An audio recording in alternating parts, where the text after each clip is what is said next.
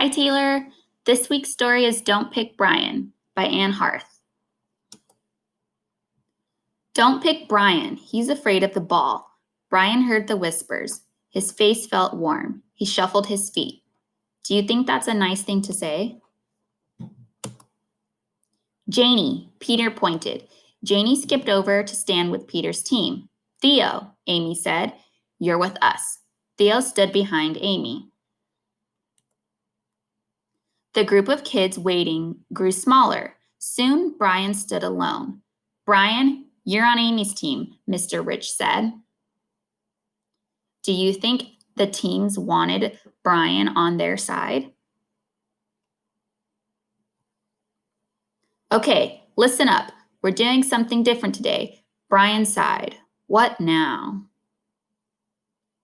Do you think Brian is confident? Today we will run relay races. Brian heard some groans. Running? It had to be better than softball. Line up teams, Mr. Rich said. Amy stood at the front of the line. Everyone wanted to be first. Brian was last. Mr. Rich pointed to the other side of the field. Do you see that orange cone out there? Everyone looked. Everyone nodded. When I blow this whistle, you can start. The first person runs around the cone and back. Here. Tag the next person in line, then that person will go.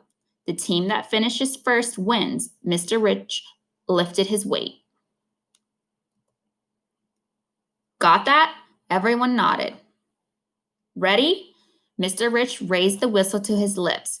Brian stood on one foot and then the other.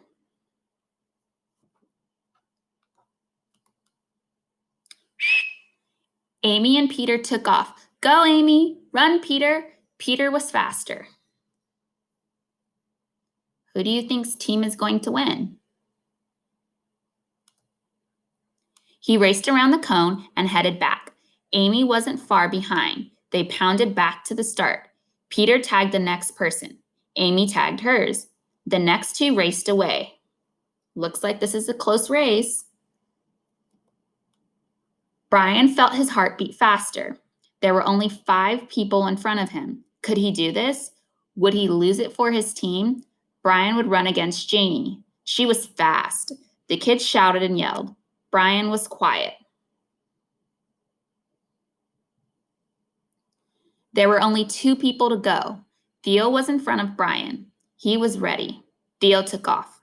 He raced around the cone and headed back. Peter's team was still ahead. Brian's stomach hurt, but he was ready. Theo pounded toward him. Brian held out his hand. Theo slapped it. Go, he shouted. Why do you think Brian's stomach hurts? Brian went. Janie was ahead. Her braids flew behind her. Brian dug his feet into the ground. He ran as fast as he could. He looked up. Janie seemed to be closer. Brian ran harder. He raced around the cone. Janie was so close, he could almost touch her. He ran even faster.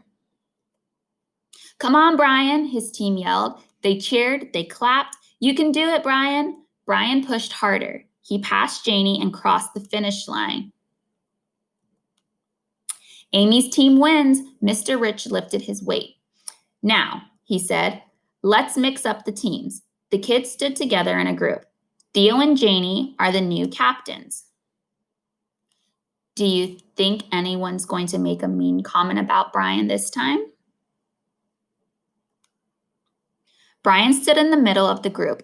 He heard the whispers. Pick Brian. He's the best runner. Brian grinned. What a good story. Let's answer a couple of questions to make sure we understood. What lesson do other students learn because of Brian? I think there's a couple lessons in this story. Do you have any?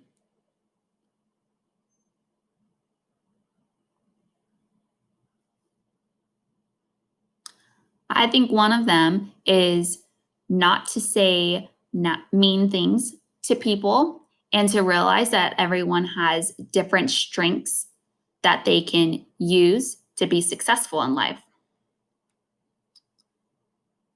What do you think the theme or message of this story was?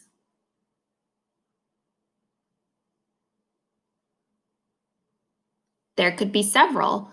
One of them could be to never give up and have perseverance. Brian definitely tried really hard to win the race, and he did. He also gained self-confidence in himself. How did Brian feel when he heard the whispers? Now, there were whispers 2 times in the story. The first time in the story, how do you think he felt about the whispers? Did you say sad or embarrassed? That's how I think he felt. He didn't like hearing those mean, harsh words from the team. Now, what about at the end of the story when he heard whispers? Everyone was praising him with nice comments that he was the best runner. I think during that time, he felt happy and proud. Thanks for listening to Don't Pick Brian.